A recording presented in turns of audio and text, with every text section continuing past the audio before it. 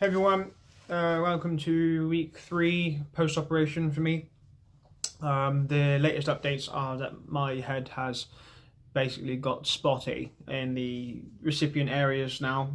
I've had a little bit of spot in the back of the head, but nothing major. But really, like here, in like the most dense parts where the new hair has met the existing hair, I've had quite a lot of spots.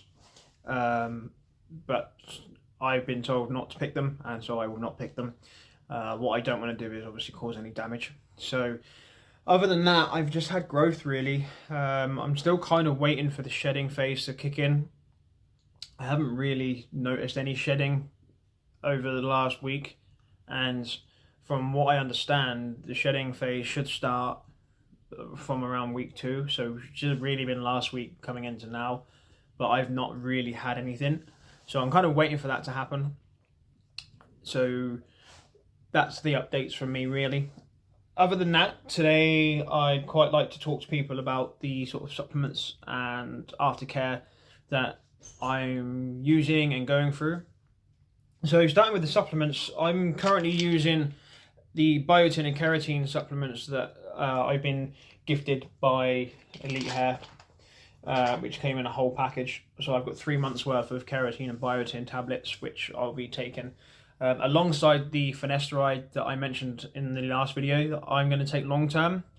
Once I've run out of the keratin and biotin supplements, I will be carrying on with finasteride long term, just to make sure that I halt any further hair loss. What I don't want is to have had the hair transplant done and for my natural hair or my existing hair to recede any further and require another transplant. Not that I'm that worried, but obviously, as those of you that are looking into it know, it's not the cheapest way to get your hair to restore. But having said that, for those of you that are looking at getting it done, I would 100% recommend it, because my confidence has gone through the roof over the last few weeks, and I couldn't be happier with the results so far. So yeah, I've been using keratin and biotin supplements. Once I take 2 tablets a day, first thing in the morning, can be with or without food. I'll be doing that for the 3-month supply that I have, and then from there on in be taking finasteride long term.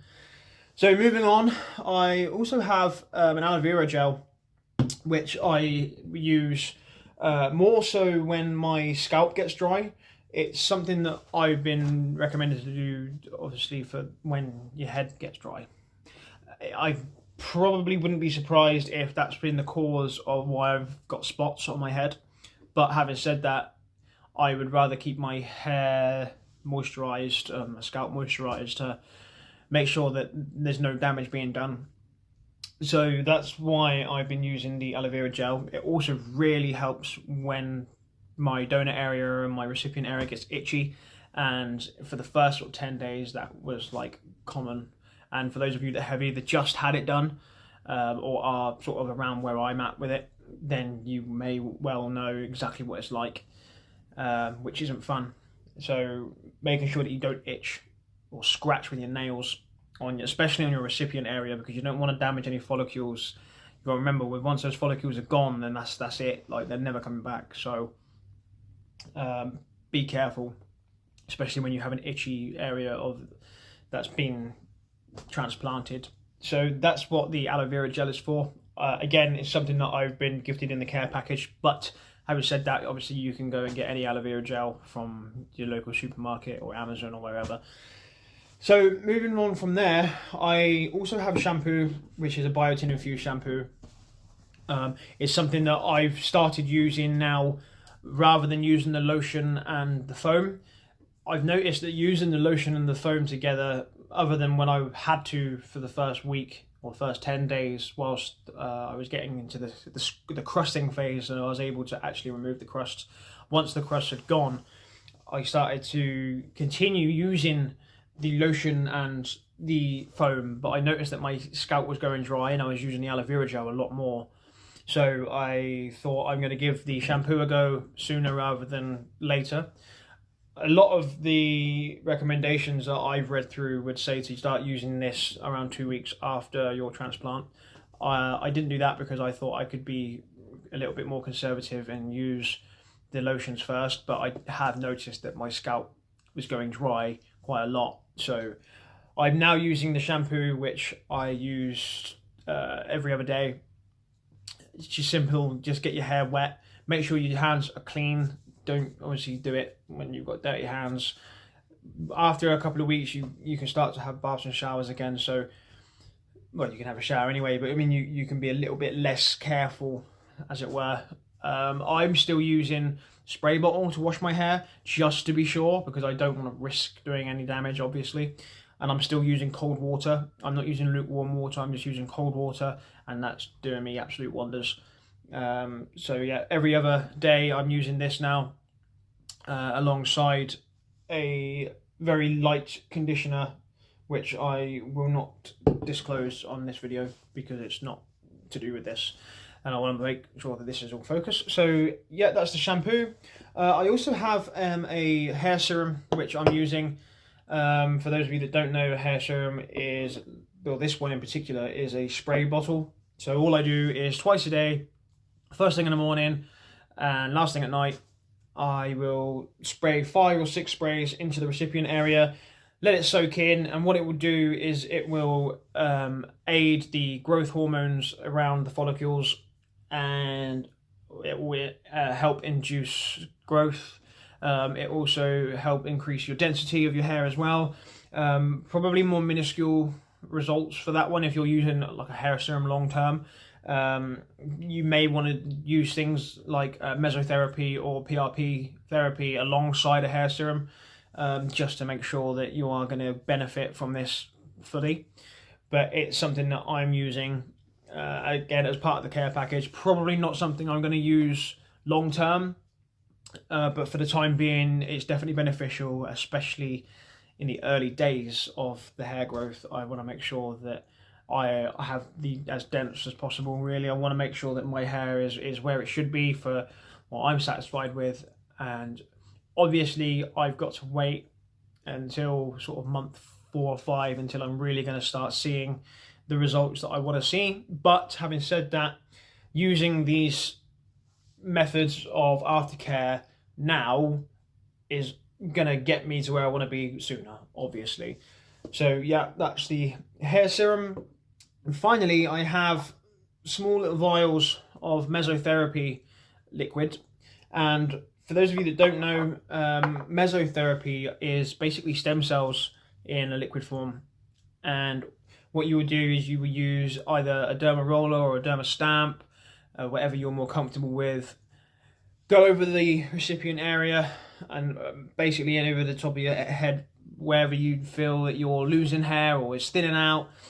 And with that, you will take a nozzle, which I can't show you, unfortunately, and mine is in the fridge, getting ready to be used. So yeah, so you use a nozzle, you'll take this cap off, push it into your hair. After you've done the derma rolling or derma stamping, and let it do its thing. But again, what it does is once it's soaked into the skin, the follicles will take hold of it and they will be stimulated to increase growth and also density. It's one of the best methods of therapy in terms of a physical sort of thing that you can use to assist in hair growth. I'm gonna pursue PRP therapy after about 5 or 6 weeks, because PRP, if you don't know, is the best possible natural therapy that you can have before having to go towards a hair transplant in order to help stimulate the hair. Basically, what they do is they will take a blood sample from you. With those samples, they will extract the plasma, and the plasma is then re-injected into your head. And what that does is that really stimulates hair growth, the follicles strengthen, the skin around you strengthens up. So everything around your head with the injected areas, you get maybe like 4 or 5 injections per session. They really, really do aid in hair growth, and that's something that I really am keen to go ahead with. So I'm really looking forward to that. In the meantime, that is kind of it from me this week. I'll post again next week, giving another update. But otherwise, I will be putting a link in the description below for the Aftercare kits through Elithair. I'll also put in Elithair's Instagrams, which is the clinic that I've used. So for anyone that's either thinking about it or sort of toying with where to go, I would highly recommend going to Elithair because they are one of the best clinics that I've come across. I did a lot of research before going ahead with this, and honestly, I couldn't be happier with the results. The guys there are so professional, they are so kind. So honestly, if you're thinking about it, Elithair is the way forward. If you're ready to take that step and you're wanting to find the clinic for you and you like what you're seeing from me, then I will also post a link which will direct you to Elithair's consultation website, where you'll fill in your details and they will give you a call or a text, and you can take that step to restoring your own hair. So other than that, I will speak to you all again next week. If you've got any questions or any concerns, feel free to leave a comment and I will do my best to answer. If you're really enjoying watching my journey, then give us a like, subscribe, and hopefully together we'll go through this and be much more confident in ourselves. So yeah, until next week, take care guys. Thanks, all the best.